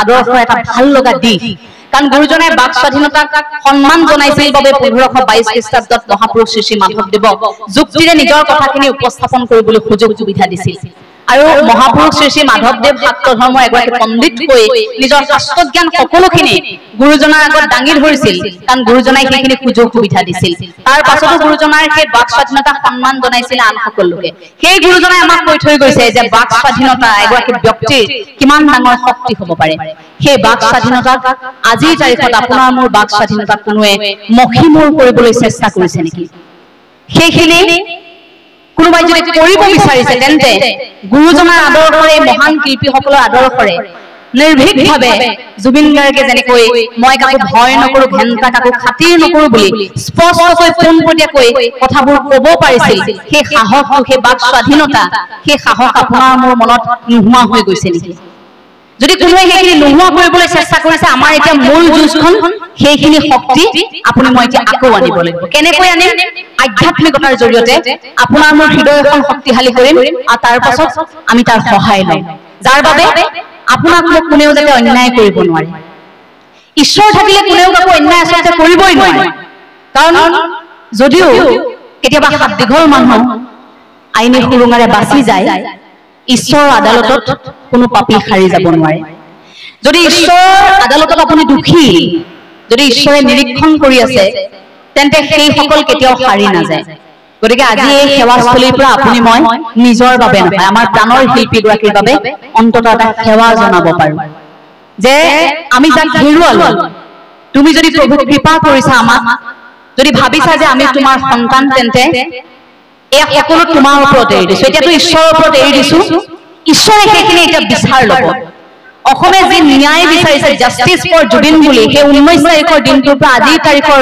সময়লৈকে এইখিনি সময়লৈকে আমি কান্দিবলগীয়া হৈছে গতিকে এইখিনি কোটি কোটি জনতাৰ চকু পানীৰ মূল্য ঈশ্বৰে দিব গোটেইখিনি এতিয়া আমি সকলোৱে একেলগে এই মঞ্চৰ পৰা ভগৱন্তৰ ওচৰত আমি প্ৰত্যেকেই সেইখিনিটো কামনা কৰিব পাৰো কাৰণ জীয়াই থাকোঁতে আমি একো কৰিব নোৱাৰিলো এতিয়া অন্ততঃ আপুনি মই সেইটো কৰিব পাৰো গতিকে ঈশ্বৰৰ ওচৰত আজিৰ পৰা আপোনাৰ মোৰ প্ৰাৰ্থনা হ'ব যে ঈশ্বৰে এতিয়া ন্যায় দিব এজন ৰজাই ঈশ্বৰ বিশ্বাস কৰে কিন্তু তেওঁৰ মনত প্ৰশ্ন থাকে যে ঈশ্বৰ কেনেকৈ সৃষ্টি হয় বা ঈশ্বৰক কেনেকৈ দেখা পোৱা যায় কিমান দূৰলৈকে দেখা পোৱা যায় ঈশ্বৰক আৰু ঈশ্বৰে কি কৰে ঘৰলৈ পণ্ডিত এগৰাকী আহিল পণ্ডিতক সুধিছে তুমি যে পূজা পাতল কৰিলা মোক এতিয়া কেইটামান কথা কোৱাচোন ঈশ্বৰক কেনেকৈ দেখা পোৱা যায় আৰু কিমান দূৰলৈকে দেখা পোৱা যায় কেনেকৈ ব্যাপী থাকে আৰু ঈশ্বৰৰ কাম কি কৰে হে প্ৰভুৱে মোক কোৱাচোন তুমি পণ্ডিতটো বিমোহিত কৰিছে তেওঁ বোলে অকণমান মোক সময় দিয়ক মহাৰাজ মই ঘৰলৈ গৈ অকণমান ভাবি আপোনাক উত্তৰটো জনাম তাৰপিছত ঘৰলৈ গৈছে ঘৰলৈ যাওঁতে তেওঁ যেতিয়া চিন্তাত আছে সময় উকলি গৈছে এমাহ সময় দিছে দিন শেষ হৈ আহিছে দিন শেষ হৈ চমু চাপিছে ইফালে ৰজাক উত্তৰ দিবগৈ লাগিব তেওঁৰ ঘৰখনত তেওঁৰ সন্তান আছিল সন্তানো আকৌ বিদগ্ধ পণ্ডিত সন্তানে দেউতাকৰ যেতিয়া সেই অৱস্থাটো দেখিছে সুধিছে যে পিতাই তোমাৰ কি হৈছে বোলে ৰজাই মোক এই তিনিটা প্ৰশ্ন সুধিছে প্ৰশ্নৰ উত্তৰ দিব লাগে বোলে কি প্ৰশ্ন বোলে ঈশ্বৰক কেনেকৈ দেখা পোৱা যায় আৰু ঈশ্বৰ কিমানলৈকে দেখা পোৱা যায় আৰু ঈশ্বৰে কি কৰে সেই তুমি সেই কথাটো চিন্তা কৰিছা পিতাই সেই কথাটো তুমি চিন্তা কৰিব নালাগে ন মই জানো উত্তৰটো মই দিম উত্তৰ তুমি মোক লৈ বলা ৰজাৰ কাষলৈ তখন ভয় কৰিছে পণ্ডিতে সঁচাকৈ তেওঁ ল'ৰাটোৱে উত্তৰ দিব পাৰিবনে তথাপিও যেটো পাৰিম বুলি বিশ্বাসেৰে কৈছে নিজৰ সন্তান গতিকে সেইখিনি বিশ্বাস ৰাখি তেওঁ লৈ গৈছে ৰজাৰ ৰাজমহল পাইছে ৰজাই তেওঁলোকক দেখাৰ লগে লগে আহিলা তোমালোক তেতিয়া পণ্ডিতে কৈছে বোলে আহিলো লগত মোৰ সন্তানক লৈ আহিছো এতিয়া উত্তৰ কোনে দিব ৰজাই সুধিছে উত্তৰ কোনে দিব পণ্ডিতে কৈছে মহাৰাজ ক্ষমা কৰিব উত্তৰ মই দিব নোৱাৰিম মোৰ সন্তানে দিব সেইবাবে মই ৰাজসভালৈ লৈ আহিছো তেওঁ উত্তৰ দিব তাৰ লগে লগে ৰজাই বোলে ঠিক আছে তুমি দিবা নেকি উত্তৰটো কোৱা মোৰ প্ৰথম প্ৰশ্ন যে ঈশ্বৰ কেনেকৈ দেখা পোৱা যায় তাৰ তেতিয়া সন্তানজনে কৈছে ল'ৰাজনে কৈছে বোলে আপুনি কি হে মহাৰাজ আমি ইমান দূৰৰ পৰা আহিছো আপোনাৰ ৰাজসভাত আহি পাইছো উত্তৰ বাৰু মই আপোনাক দিম আমি উত্তৰ দিবলৈকে আহিছো ইমান দূৰৰ পৰা আহিছো আপুনি আমাৰ একো এটা খাবলৈ নিদিয়ে নে আপুনি কিনি আপ্যায়ন কৰিবও নাজানে নে এজন ৰজা হৈ ৰজাই যে অকণমান লাজ পাইছে আৰে এই ল'ৰাজনে মোক এনেকুৱা কথা কৈ দিলে লাজ পাই কি কৰিছে বোলে নাই এওঁলোকক খোৱাৰ ব্যৱস্থাটো প্ৰথমে কৰি লওঁ খোৱাৰ ব্যৱস্থাটো কৰি ৰজাই ভিতৰৰ পৰা তেওঁলোকক সুস্বাদু আহাৰ আনি দিছে এতিয়া ল'ৰাজনে প্ৰথমে গাখীৰৰ গিলাচটো হাতত লৈছে গাখীৰৰ সেই পাত্ৰটো হাতত লৈ গাখীৰখিনি খুব চাই আছে কিবা এটা বিচাৰিবলৈ তাক চেষ্টা কৰিছে ৰজাই সুধিছে কি বিচাৰিছা বোলে ইয়াত মই মাখন বিচাৰি আছো বোলে মাখন কি কথা কোৱা হে গাখীৰখিনি এইমাত্ৰ দিয়া হৈছে এইখিনিতো মাখন নাথাকে নহয় এতিয়া এইখিনি দৈ হ'ব লাগিব তাৰপিছত তাক মাখন কৰিব লাগিব তাক মঠিব লাগিব তেতিয়া কি এইখিনি গাখীৰৰ পৰা মাখন হ'ব এই গাখীৰখিনি কেনেকৈ তুমি মাখন বিচাৰিবা ইয়াত তুমি গাখীৰখিনিৰ মাজত এনেকৈ মাখন নেদেখা নহয় এইখিনি মঠিলেহে মাখন হ'ব তেতিয়া ল'ৰাজনে মিচিকে হাঁহি কৈছে আপোনাৰ প্ৰথম প্ৰশ্নটোৰ উত্তৰ ইয়াতে আছে ঈশ্বৰক দেখা পাবৰ বাবে যেনেকৈ আমি সাধনা কৰিব লাগে ভক্তি কৰিব লাগে হৃদয়ৰ পৰা একান্ত মনে ঈশ্বৰক কামনা কৰিব লাগে তেতিয়া সেই ঈশ্বৰে আমাক দেখা দিয়ে যেনেকৈ এই গাখীৰখিনি মঠিলেহে তাত মাখন হয় গাখীৰখিনি আপুনি মাখন হৈ দেখা নাপায় গতিকে ঈশ্বৰক আপুনিও পোনপটীয়াকৈ দেখা নাপায় গতিকে আপুনি আশা কৰিছো মোৰ প্ৰথম প্ৰশ্নটো আপোনাৰ প্ৰথম প্ৰশ্নটো উত্তৰ আপুনি মোৰ পৰা পালে ৰজাই খুব সন্তোষৰ এটা হাঁহি মাৰিছে এতিয়া মই কোৱা মোৰ দ্বিতীয়টো প্ৰশ্ন যে ঈশ্বৰ কিমানলৈকে দেখা পোৱা যায় বোলে মহাৰাজ আপুনি এডাল মম লৈ আহক মম এডাল আনি দিছে জ্বলাই দিয়াৰ লগে লগে এতিয়া আপুনি মোক কওক কিমানখিনিলৈকে পোহৰটো গৈ আছে ৰজাই বোলে সেইটো মই কেনেকৈ হিচাপ কৰিম কিমানখিনিলৈকে গৈ আছে আপুনি পোহৰটো কিমানলৈকে গৈ আছে এইখিনিতে আপুনি পোহৰটো ৰাখি দিব পাৰিছেনে বোলে ক'ব নোৱাৰো সমগ্ৰ ব্যাপী আছে কোঠাটো পোহৰ হৈ গৈছে মই ধৰিব পৰা নাই ঠিক আপুনি আশা কৰিছো আপোনাৰ দ্বিতীয় প্ৰশ্নটোৰ উত্তৰ পালে অৰ্থাৎ ঈশ্বৰ আপুনি মই নজনাকৈ তেনেকৈ সৰ্বত্ৰ ব্যাপী থাকে ক'ত কিমান দূৰলৈকে ঈশ্বৰ বিয়পি আছে কেনেকৈ আপোনাৰ মোৰ মাজত ধৰা দিয়ে আপুনি মই সেয়া নাজানো আপুনি মই ক'ব নোৱাৰো যে খুঁটাটো পাৰ হ'লে ঈশ্বৰ নাই খুঁটাটো এইফালে হ'লে ঈশ্বৰ আছে খুঁটাটোৰ সিপাৰেও ঈশ্বৰ থাকিব পাৰে এইফালেও ঈশ্বৰ থাকিব পাৰে এইফালেও থাকিব পাৰে সেইফালেও থাকিব পাৰে গতিকে ৰজাক যেতিয়া কৈছে যে আপুনি হয়তো উত্তৰটো পালে ৰজাই মিচিকে হাঁহি মাৰিছে খুব সুন্দৰ মই দুয়োটা উত্তৰ পালো এতিয়া মই কোৱা যে তৃতীয় মোৰ প্ৰশ্নটো যে ঈশ্বৰে কি কাম কৰে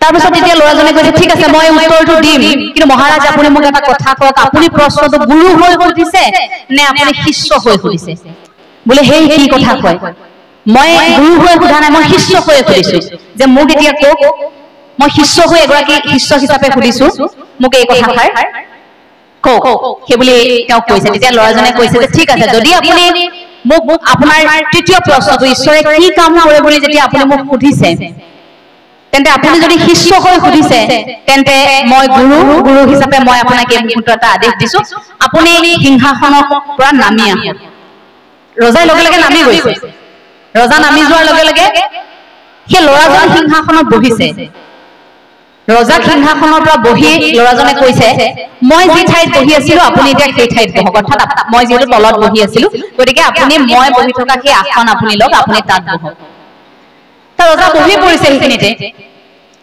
তাৰপিছত ল'ৰাজনে কৈছে সিংহাসনখনৰ পৰা যে মই এতিয়া যি কওঁ আপুনি তাকে শুনিব লাগিব বোলে উত্তৰটো দিয়া মোক যে ঈশ্বৰে কি কৰে তেতিয়া ল'ৰাজনে কৈছে ঈশ্বৰে এইটোৱে কৰে মুহূৰ্ততে মই সেই কিছু মুহূৰ্তৰ আগত আপোনাৰ ৰাজদৰবাৰত মাটিত বহি থকা মানুহজন তিলিকতে মুহূৰ্ততে ঈশ্বৰে মোক আনি আপোনাৰ সিংহাসনখন পুৱাই দিলে আৰু মুহূৰ্ততে আপুনি সিংহাসন এৰি আপুনি মোৰ আসনখন ল'বলৈ বাধ্য হৈ পৰিলে ঈশ্বৰ সেইজনে কেতিয়া কোন মুহূৰ্তত আপোনাক কি আসন দিয়ে কি শক্তিয়ে আপোনাক পৰিচালিত কৰে সেয়া আপুনি গম নাপায় গতিকে সেইজনে ঈশ্বৰ ৰজা খুব সুখী হৈছে যে মোৰ তিনিওটা প্ৰশ্নৰ উত্তৰ মই পালো সেই প্ৰশ্নৰ উত্তৰ হয়তো আপুনি মই বিভিন্ন সময়ত লাভ কৰিছো কিন্তু আপুনি মই কৰবাত অনুভৱ কৰিব পৰা নাই কাৰণ কেতিয়াবা আমাৰ জীৱনৰ পৰা কিবা এটা হেৰাই যোৱাৰ লগে লগে আমি ভাবো এটো কিয় হেৰাই গ'ল এটো হেৰাই যাব নালাগিছিল আমাৰ পৰা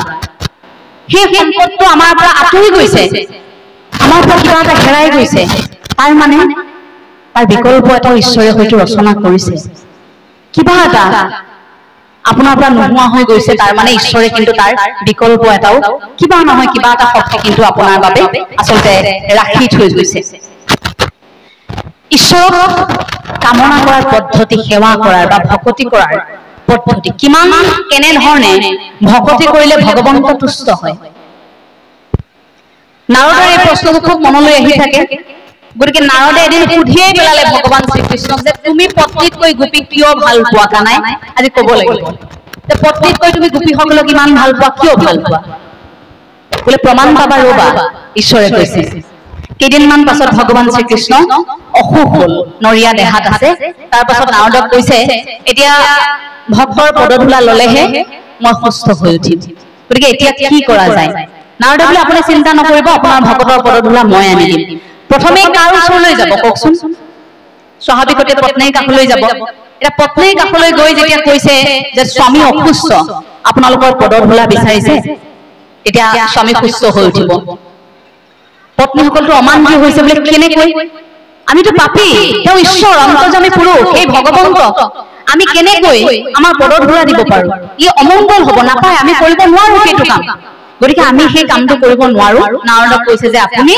আন কাৰোবাৰ পৰা আন ভকতৰ পৰা আপুনি সেই পদধূলা গ্ৰহণ কৰক আমি এই পাপীয়ে সেই পদধূলা দিব নোৱাৰো তাৰ পাছত নাৰদ সেইবাৰ ঢপলিয়াই গৈছে গোপীসকলৰ কাষলৈ গোপিনীসকলৰ কাষলৈ যেতিয়া গৈ এই কথাষাৰ ক'লে তত মুহূৰ্ততেই গোপিনীসকলে কি কৰিছিল নিজৰ ভৰিৰ তলৰ মাটি পদধূলা দি পঠিয়াইছিল নাৰদক মুঠিয়ে মুঠিয়ে দি পঠিয়াইছে এয়া লৈ যোৱা আমাৰ স্বামীলৈ লৈ যোৱা নাৰদ আচৰিত হৈছে সুধিছে বোলে কিয় তোমালোকৰ ভয় লগা নাই তোমালোকৰ পাপ নালাগিব তেওঁতো ঈশ্বৰ অন্তৰ্যামী পুৰুষ গতিকে সেইজনক তোমালোকে ভগৱন্ত জ্ঞান কৰি আহিছে তোমালোকৰ পদধূলা তোমালোকে দিবলৈ ওলাইছে তোমালোকৰ ভয় লগা নাই বোলে কিহৰ ভয় কিহৰ পাপ আমাৰ পদধূলাই যদি ঈশ্বৰক সুস্থ কৰি তুলিব পাৰে আমাৰ স্বামীক যদি সুস্থ কৰি তুলিব পাৰে তেন্তে আমি সেই পাপলৈ আমি এতিয়া ভয় নকৰোঁ গতিকে আমাৰ যি হয় হওক কিন্তু আমাৰ স্বামীৰ সেই অন্তৰ্যামী পুৰুষ ভগৱন্তৰ একো হ'ব নালাগে ভগৱন্ত সুস্থ হৈ থাকক গতিকে সেইবাবে স্বামীৰ বাবে অকণো ভয় নকৰাকৈ তেনেকৈ সেই পদধূলা দি পঠিয়াইছিল নাৰদৰ আৰু বুজিবলৈ বাকী নাথাকিল যে ভগৱান শ্ৰীকৃষ্ণ পত্নীতকৈ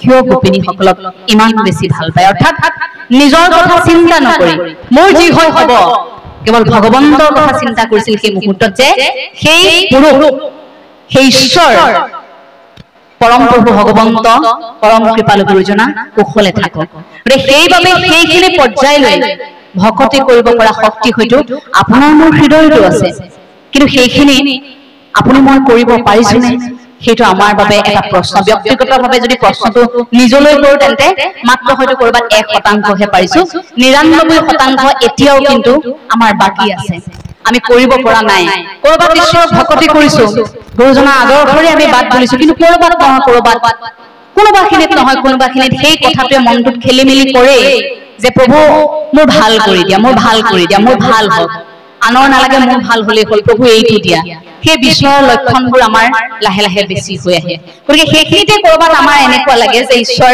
কৰবাত অসন্তুষ্ট হয় নেকি আমাৰ ওপৰত যে নিৰ্দিষ্ট সময়ত আমাক দিম বুলি ভাবি থোৱা সময়খিনি ঈশ্বৰে হয়তো ভাবে যে মই সকলোখিনি পৰিকল্পনা কৰি থৈ যোৱাৰ পাছতো এই মনুষ্য জাতিৰ কিহৰ ইমান খদম লাগে যে তেওঁলোকক আজিয়েই লাগে আৰু নোপোৱাৰ লগে লগে ঈশ্বৰৰ ওচৰত হতাশাত পৰে শেষ মুহূৰ্তলৈকে আমি ঈশ্বৰৰ নাম কিয় ল'ব লাগে শেষ মুহূৰ্তত যে ঈশ্বৰৰ নাম এই যে কৈ থকা হয় যে কৃষ্ণ নামে দুটি আখৰ নেৰিবা নেৰিবা বান্ধৱ জীৱনে মৰণে এই দুটা মাত্ৰ শব্দ আপুনি উচ্চাৰণ কৰিলে আপোনাৰ অন্তৰ শুদ্ধি হয় কিয়নো আমি সেই নামটো ল'ব লাগে যে শেষ মুহূৰ্তত আমাৰ শৰীৰটো এৰাৰ মুহূৰ্তত যে আমাক কৃষ্ণ নাম ল'বলৈ কোৱা হয় কিয় কাৰণ আমি মুখ্যপ্ৰাপ্তিৰ আশাত থাকো আমি ভাবো যে আমাৰ আত্মাটো পৰমাত্মাৰ সৈতে বিলীন হৈ পৰক পৰমাত্মাৰ সৈতে এটা সম্পৰ্ক এটা সংযোগ স্থাপন হওক আমাৰ আত্মাটোত কিন্তু শেষ মুহূৰ্ততো যদি কৃষ্ণ নাম নলওঁ তেন্তে তেতিয়া সেই আত্মাটো কলৈ যাব তেতিয়া সেই আত্মাটোৱে পৰমাত্মাৰ সৈতে বিলীন হ'ব পাৰিবনে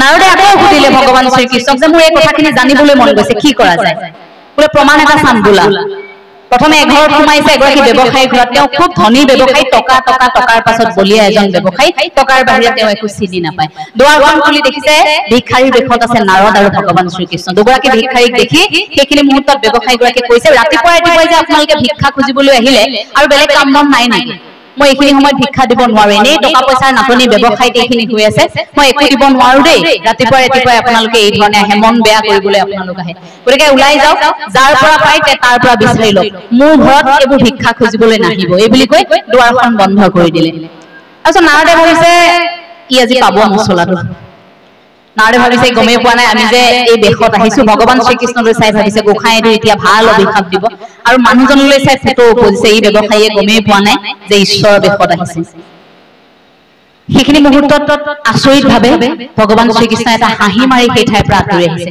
নাৰদ আচৰিত হৈছে কি হৈছে কথাটো প্ৰভুৱে যে একো নকলে ইমান বেয়া ব্যৱহাৰ কৰাৰ পাছতো তাৰ পাছত গৈ দেখিছে এঘৰ মানুহৰ সেই ঘৰত এগৰাকী মাত্ৰ মহিলা আছিল খুব দৰিদ্ৰ মহিলা বৃদ্ধা মহিলা এগৰাকীয়ে দুৱাৰখন খুলি তেওঁলোকক দেখাৰ লগে লগে বোলে সোমাই আহক আপোনালোক সোমাই আহক বুলি কোৱাৰ লগে লগে ভগৱান শ্ৰীকৃষ্ণই কৈছে ভিক্ষাৰীৰ বেশত যিহেতু আছিল কৈছে আমাৰ খুব ভোক লাগিছে আই কিবা এটা খাবলৈ হ'ব নেকি তেওঁ বোলে এতিয়া মই খুব দৰিদ্ৰ নহয় কিনো খুৱাম আপোনালোকক মোৰ এজনী গাই আছে মই সেই গাইজনী গাখীৰ আপোনালোকক খুৱাব পাৰো আপোনালোক অকণমান ইয়াত লওক মই গাখীৰ খীৰাই আনিছো মই আপোনালোকক সেয়া খুৱাই পঠিয়াম গাখীৰ খীৰাবলৈ গৈছে গাখীৰ খীৰাই আনিছে সেইদিনা গাখীৰখিনি বিক্ৰী কৰি যদি টকা নাপায় তেওঁ কিন্তু ঘৰখন নচলে সেই গাইজনীয়ে তেওঁ ঘৰখন চলাই থকাৰ একমাত্ৰ তেওঁ সম্বল গতিকে সেইখিনি মুহূৰ্তত তেওঁ সেইখিনি চিন্তা নকৰি মাত্ৰ দুয়োগৰাকীক সন্তুষ্ট কৰিবলৈ তেওঁ দৌৰ মাৰি গৈছে গাখীৰখিনি আনি দিছে গাখীৰ খাইছে খোৱাৰ লগে লগে তাৰ পাছত ভোক নিবাৰণ হোৱাৰ লগে লগে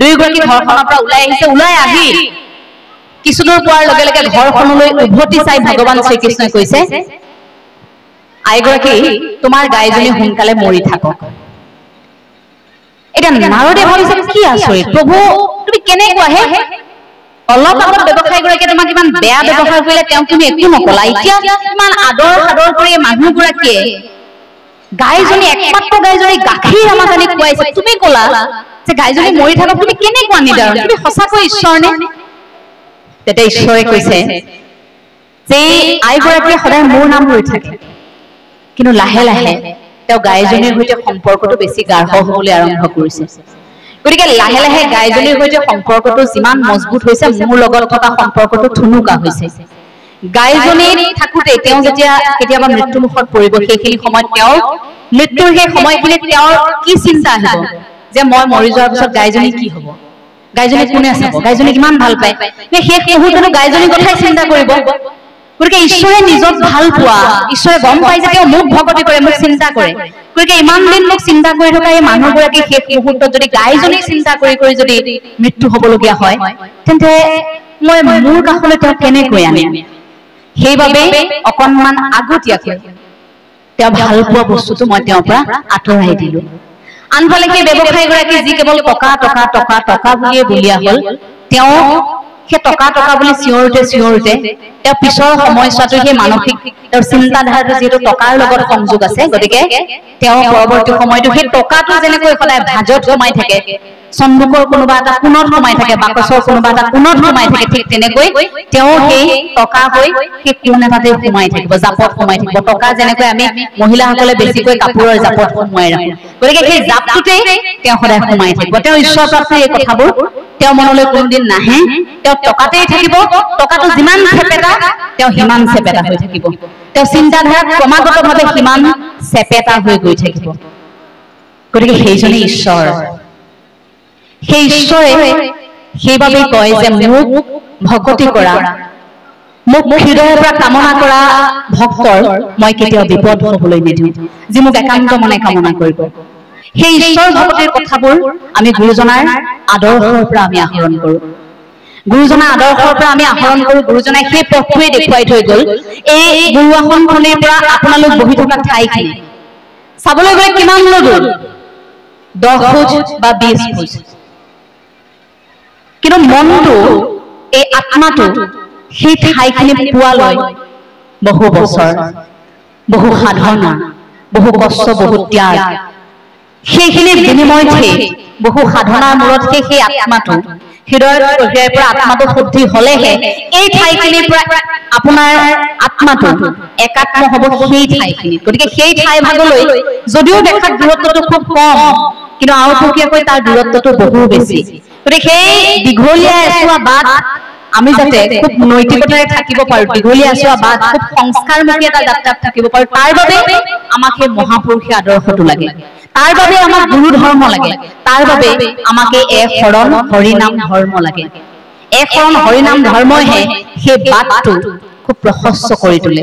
গতিকে আপোনাৰ মোৰ হৃদয়ত হৰিনাম ধৰ্ম যেতিয়ালৈকে থাকিব, কাৰণ কলিত হৰিনামেই শ্ৰেষ্ঠ। আপুনি নাম উচ্চাৰণ কৰিছে তাৰ মানে আপোনাৰ অন্তৰ শুদ্ধি হৈছে, কাৰণ ঈশ্বৰ দেখা দিব নেকি আজিৰ সময়ত? ঈশ্বৰ দেখা নিদিয়ে। দেখা নিদিয়ে ঈশ্বৰ কেনেকৈ প্ৰৱেশ কৰিব তেন্তে হৃদয়ত? সি কৰ্মপথেৰে প্ৰৱেশ কৰিব, কাৰণ বাংময় মূৰ্তিৰ জৰিয়তে ভাগৱত শাস্ত্ৰভাগত ঈশ্বৰ প্ৰকট হৈ থাকে। গতিকে ওৰেটো জীৱন সেই শাস্ত্ৰৰ মাজতেই থাকিব, কিন্তু আমি কথা শুনিলে কৰ্ণপথেৰে যদি হৃদয়খন পৰিষ্কাৰ হৈ আছে তেন্তে কৰ্ণপথেৰে ঈশ্বৰ ইয়াত প্ৰৱেশ কৰিব। আৰু এবাৰ যদি কাৰোবাৰ হৃদয়ত ঈশ্বৰ প্ৰৱেশ কৰিছে তেওঁক ঈশ্বৰে কেতিয়াও অকলশৰীয়া কৰি থৈ নাযায়। এদিনটো আমি প্ৰত্যেকেই যাবগৈ লাগিব, মাত্ৰ 2টা দিনৰ আলহী, কিন্তু কেতিয়াবা হয়তো আপুনি আগত যাব, কেতিয়াবা মই আগত যাম। অগা পিছাকৈ আপুনি মই এই দেহটো এৰি থৈ যাব লাগিব। কিন্তু আমি কষ্ট পাওঁ যেতিয়া আমি নিবিচৰাকৈ কোনোৱে আমাক এৰি থৈ গুচি যায়, নিৰ্দিষ্ট সময় নোহোৱাকৈ যেন কোনো যেতিয়া আমাৰ কাষৰ পৰা গুচি যায়। কিন্তু এইটো সত্য, সন্মুখত আহি থকা এটা ভৱিষ্যতক চিন্তা কৰি এইটো বৰ্তমানটো আগবাঢ়ি গৈছে। সেই ভৱিষ্যতৰ সত্যটো কি? মৃত্যু। আপোনাৰ মোৰ কাইলৈ মৃত্যু হ'ব, এইটো সত্য, কিন্তু আমি সেই সত্যটোক আপুনি মই স্বীকাৰ কৰিবলৈ টান পাওঁ। সেইবাবে সেই সত্যটোক আমি ভয় কৰোঁ, কাৰণ মৃত্যু হ'ব বুলি ভয় কৰিয়েই আপুনি মই প্ৰতিদিনে নিজক যিমান পাৰি ভালে ৰাখিবলৈ চেষ্টা কৰোঁ। মাইকেল জেকচনে সাধাৰণ মানুহৰ সৈতে সম্পৰ্কই ৰখা নাছিল।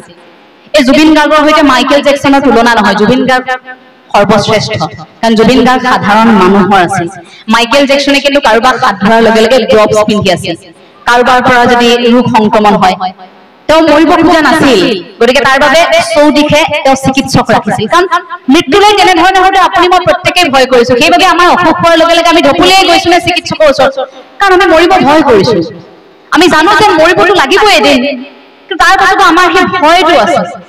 সেই সত্যটো কিন্তু কৰবাত আমি এদিন হলেও স্বীকাৰ কৰিবইলগীয়া। গতিকে সেই সত্যটো কৰবাত এতিয়া মনুষ্যই স্বীকাৰ কৰি যদি আগবাঢ়ো, আমাৰ মাজৰ নেতিবাচক কথাবোৰ কিন্তু নোহোৱা হয়। যদি সেই সত্যটো প্ৰত্যেকে উপলব্ধি কৰে যে যাব প্ৰত্যেকেই লাগিব, মাত্ৰ সময় ইফাল সিফাল হ'ব, যাব প্ৰত্যেকেই লাগিব। গতিকে এই থকা দিনকেইটা আমি ভালে থাকিব নোৱাৰো, সেই প্ৰশ্নটো যেতিয়া প্ৰত্যেকৰ মনত আহিব, নেতিবাচক কথাবোৰ আমাৰ মনলৈ তেতিয়া আপোনা আপুনি নোহোৱা হৈ যাব। ইতিবাচক বতৰাবোৰ আপোনাৰ মোৰ জীৱনত লাহে লাহে বৃদ্ধি পাবলৈ আৰম্ভ কৰে, কাৰণ আমি প্ৰত্যেকেই যাম। আহিলা ভাৰতৰ মাজলৈ যাবা সকলো এৰি থৈ, পাপ পুণ্যৰ টোপোলা লগত লৈ ওলাবা, জনে পাচিব দিবলৈ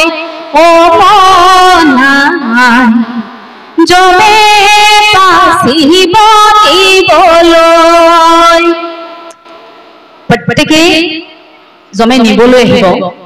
পাপ পুণ্যৰ টোপোলাবোৰ এতিয়া সাজু কৰাৰ সময়।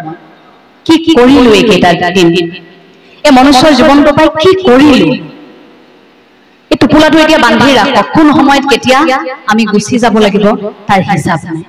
গতিকে থকা দিনকেইটা আমি প্ৰত্যেকগৰাকী ঈশ্বৰৰ চিন্তাত থাকিম, আমি এক হৈ থাকিম, আমি গুৰুজনাৰ আদৰ্শত থাকিম। সেইটোৱে আপোনাৰ মোৰ আজিৰ সময়ৰ এটা প্ৰতিশ্ৰুতি হওক প্ৰতিগৰাকীৰ বাবে। বাঁহীবাদক গৰাকী আছে, খুব সুন্দৰকৈ বাঁহী সংগত কৰিছিল। মই কথাখিনি সামৰণি মাৰিম। গুৰুজনাৰ অন্যতম এক সৃষ্টি অংকীয়া নাট, ৰাম বিজয় নাটখনে এটি মুখ্য চৰিত্ৰ সীতা।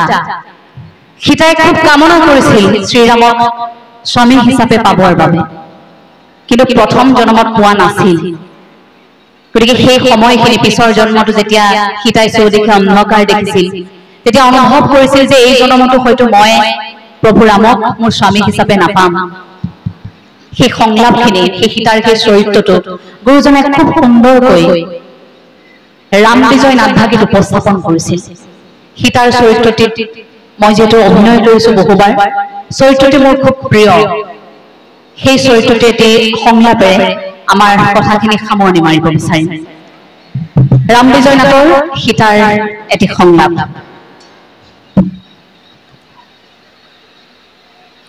ব্ৰজাৱলী ভাষাত যিহেতু ৰচনা কৰা হৈছিল, গতিকে সংলাপটি ব্ৰজাৱলী ভাষাত।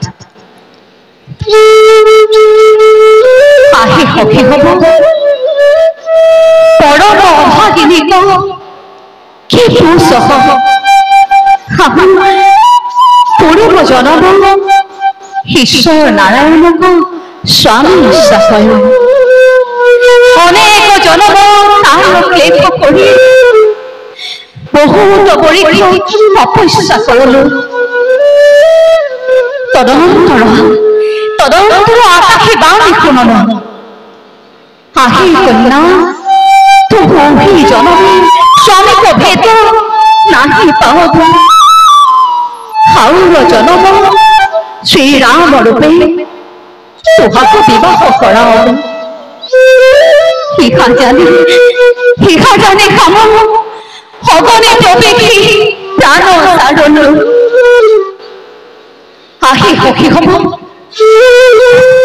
সি দৈৱ মানে বিফল হল সুখী জনমে শ্ৰীৰাম স্বামীক চৰণ ভেদ নাহি পাৱন।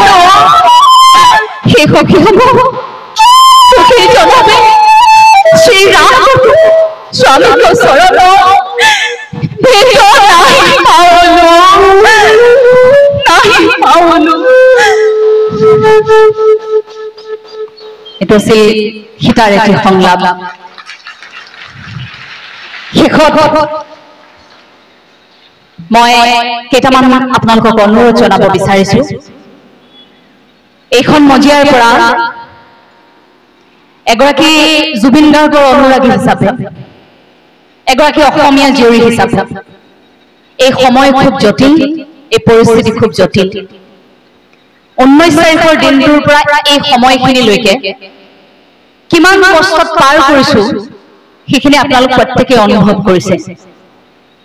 এইখিনি আমাৰ যুঁজাৰ সময়। আপোনালোকে সাংস্কৃতিক অনুষ্ঠান বাতিল কৰিছে, মই খুব সুখী অনুভৱ কৰিছো। কথা কোৱাৰ বাবে আমি শক্তি গোটাব পৰা নাই, কাৰণ আমি কৰবাত ভয় কৰিছো যে আমি এই কথা কৈ থকা মানুহবোৰে যদি এই প্ৰসংগটো ঢাকি দিওঁ বা আমাৰ প্ৰাণৰ শিল্পীগৰাকীৰ হৈ এই মুহূৰ্তত আমি মাত নামাতো, কৰবাত আমাৰ প্ৰাণৰ শিল্পীগৰাকীয়ে ন্যায় নোপোৱাকৈ ঘটনাটো ৰৈ যাব। আৰু তেতিয়া যদি আপুনি মই জুবিন গাৰ্গক ন্যায় দিব নোৱাৰো, আপুনি মই নদাই ভদাই, আপুনি মই সাধাৰণ মনুষ্য, জুবিন গাৰ্গক যদি আপুনি মই ন্যায় দিব নোৱাৰো, শক্তিশালী অসমীয়াই যদি সেইখিনি কৰিব নোৱাৰে, তেন্তে আপোনাৰ মোৰ বাবে দুৰ্ভাগ্যজনক কথা এইখন অসমত আৰু একো হ'ব নোৱাৰে। গতিকে এইখিনি সময়ত আমি প্ৰত্যেকে এতিয়া যুঁজিব লাগিব।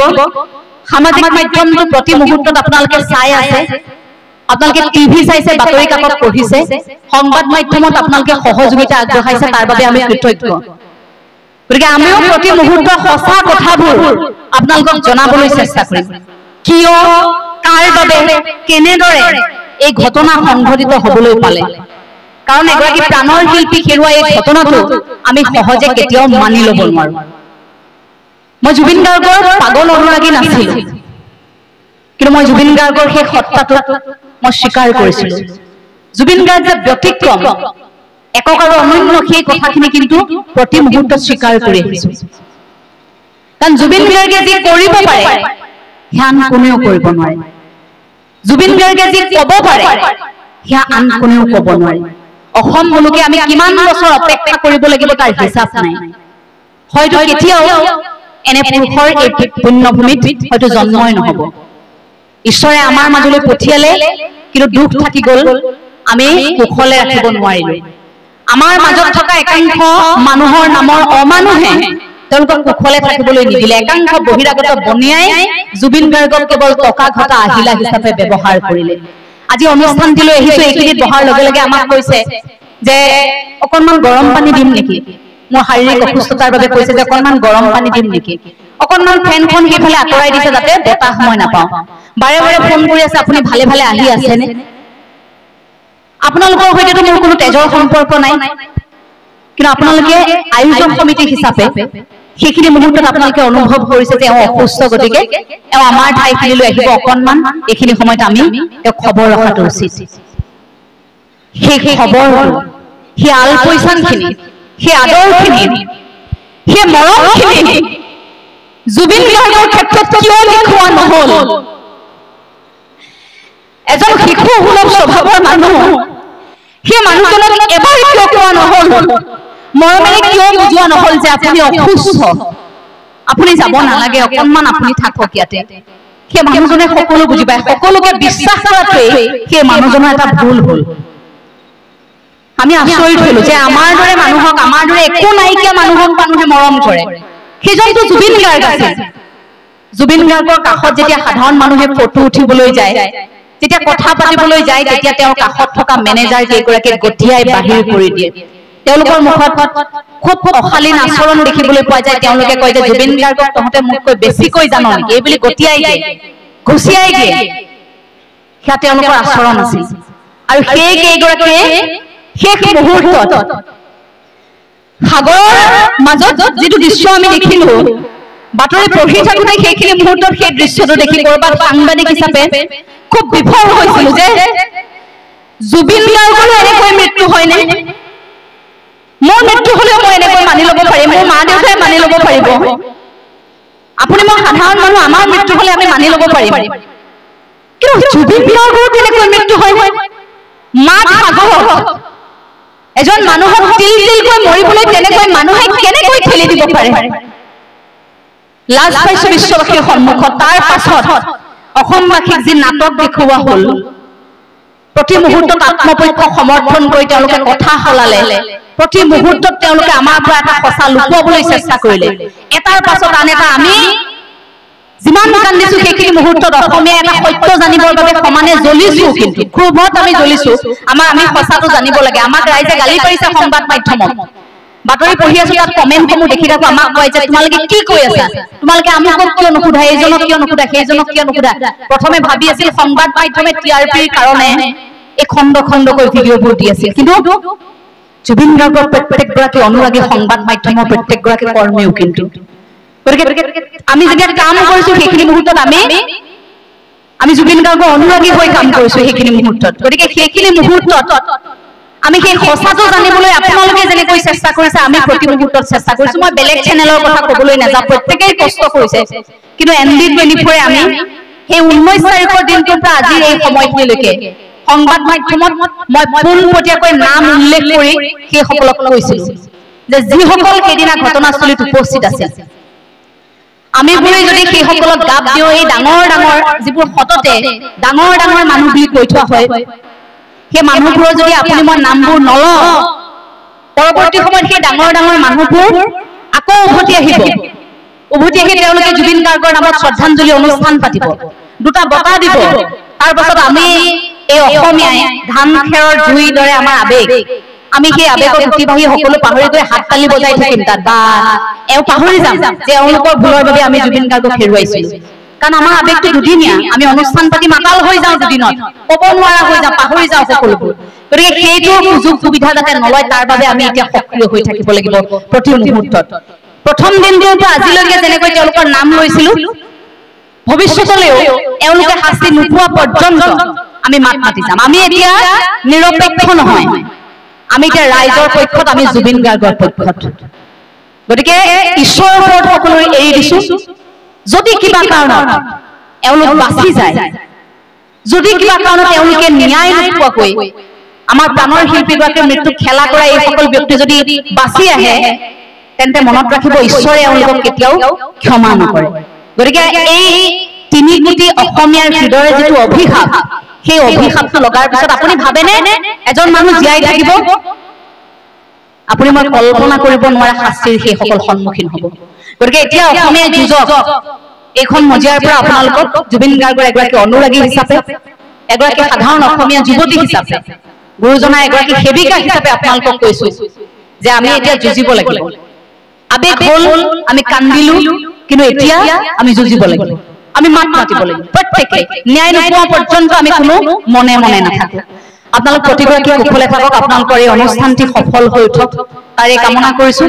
আধ্যাত্মিক যিটো বাতাবৰণৰ আপোনালোকে সৃষ্টি কৰিবলৈ চেষ্টা কৰিছে, সেই আধ্যাত্মিকতাই আপোনালোকৰ নতুন প্ৰজন্মক শক্তিশালী কৰি তোলক তাৰে কামনা কৰিছো। বয়োজ্যেষ্ঠসকল আছে, আপোনালোকৰ শীৰ্ষণত সেৱা জনাইছো, আপোনালোকে আশীৰ্বাদ কৰিব, কাৰণ প্ৰতি মুহূৰ্তৰ যুঁজখন আমি অকলে নহয়, গুৰুজনাই আমাক মই নহয় আমি হৈ থাকিবলৈ শিকাইছে। গতিকে যুঁজখন এতিয়া আপোনাৰ আমাৰ, গতিকে এই যুঁজখনত আমি জিকিব লাগিব। আপোনালোকৰ শীৰ্ষণত সেৱা জনাই আমাৰ ক'বলগীয়া দুআষাৰ আমি ইমানতে সামৰণি মাৰিব বিচাৰিছো। কথাখিনি কওঁতে অনেক ভুল ভ্ৰান্তি ৰৈ যাব পাৰে, কাৰণ মোৰ এতিয়া খুব ক্ষোভ আছে মনত, খং উঠি যায়। খং এইবাবে আছিল যে কিয় হ'বলৈ পালে, এই ক্ষোভবোৰ হোৱাৰ বাবে মোৰ এনেও মাত কথাবোৰ টান, এতিয়া লাহে লাহে মই আৰু বেছি খঙাল হ'বলৈ আৰম্ভ কৰিছো, কাৰণ এতিয়া এক মুহূৰ্ত মই বিষয়টোৰ পৰা আঁতৰি থাকিব নোৱাৰো। গতিকে কথাবোৰ কওঁতে কওঁতে কওঁতে চিঞৰোতে ক'ৰবাত আৰু মানুহজনী খঙাল হৈ পৰিছো লাহে লাহে। আপোনালোকে আশীৰ্বাদ কৰিব, প্ৰতিগৰাকী যাতে কুশলে থাকে তাৰ বাবে ঈশ্বৰৰ ওচৰত সেৱা জনাই আপোনালোকৰ শীৰ্ষণত সেৱা জনাই আমি সামৰণি মাৰিছো। কৃষ্ণ তোমাৰ চৰণৰ সেৱাৰ গুদুমলা নাজানে কোপাই, যিমতে সেৱাটো ৰঘুকু কৰুণা কৰিতে হৈ জোৰাই। কৃষ্ণ কৃষ্ণ কৃষ্ণ।